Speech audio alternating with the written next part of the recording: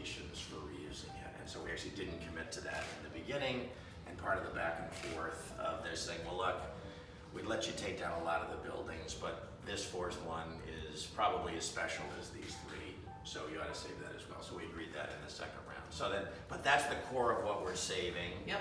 And that's what we'll walk through. And then everything else, and obviously we're right here. Yeah, and so this, obviously there's the big pink elephant building from the 1960s that needs taken down, and, and a building here that's a kind of combination of elements from the 20s and 40s. And then the buildings here would need to be taken down, and this has always been sort of open, and we'll go up there as Melissa said. It's kind of a big yard. It's really the start of urban electrification in the United States.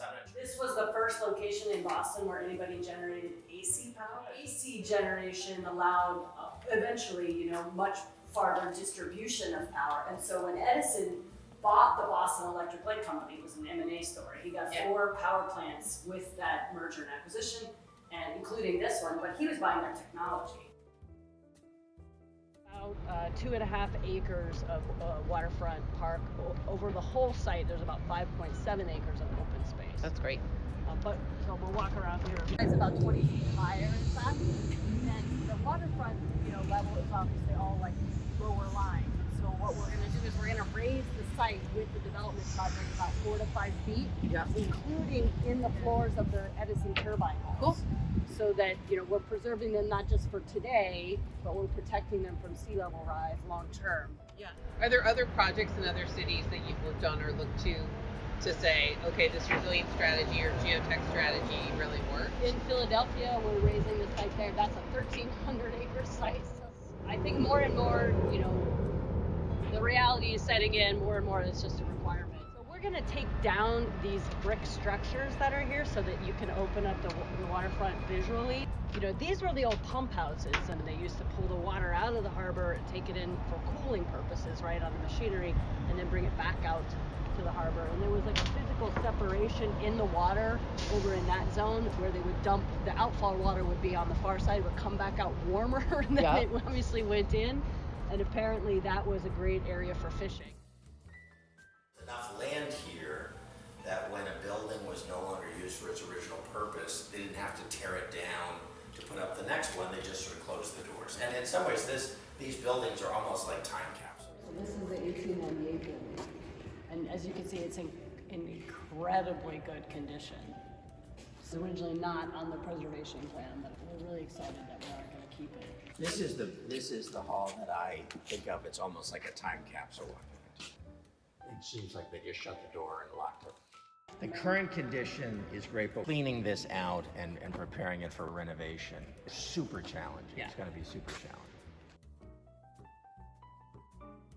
Glass monitor, we'll be restoring that. You can see these clear story windows here up the top, most of which have been bricked up. There were innovative solutions all throughout the building. You can see this mechanism here to open the windows at different levels for cross ventilation. First turbine halls were filled with vertically oriented turbines. There's one still left that we'll see. Originally there were as many as 12. 8. Way through, right? Because the turbines basically run end to end along the entire length of the site, so we have to create some circulation through the site. So we'll be opening up a couple of bays here to pass a roadway through here. And then this side, a big task in rehabilitating that, preserving that. And even after COVID, what we're hearing is commuting's overrated. So I think there's going to be a big push to live in the city, as like most families do, but I feel like that's shifting. Yeah. Well, if you, more dynamic. and on a pre-COVID morning, if you stood out on Summer Street here, you'd not only see car traffic, you'd see a ton of people walking or biking to work. Oh yeah, yeah. Well, South Boston's changed in my lifetime in Boston. Fleshed out a lot through the process, and we made a lot of commitments. We'll be improving all of Summer Street along the length here, all of East First Street over there, with expanded sidewalks, additional parking. You know, we're actually giving up a piece of our property all along Summer Street in order to create that, bike lanes. And then we're also going to be laying in fiber optics along this so that the signals can be all connected. Yep. That exists in the Seaport, but doesn't exist Right. over here in So South it sort of Boston. So we're improves going to the be doing whole- that connectivity from Dry Dock all the way down to East Broadway. Wow. And then we made a commitment of $10 million to the MBTA in order to improve transit service for the City Point neighborhood as well. Yeah, that's right. A lot of it. Community is how are you going to coexist with Conley Terminal, which obviously we love Conley Terminal. It's a great economic engine and employment engine for the community, and we're absolutely comfortable that we can be great neighbors with it. But people say, oh, I don't know, you know, you're going to be here and these noisy trucks coming by and your residents are going to start to complain and it's going to be one against the other. And you see, we've been standing here, there have been a dozen trucks that have gone by behind us. I'm not raising my voice to be heard over them. We actually heard a plane fly overhead. It was noisier than any of the trucks. So we're just very calm. If that question, you know, comes up, how do you know, people being out on the waterfront here enjoying themselves, can they do that next to a container port? And the answer is absolutely yes.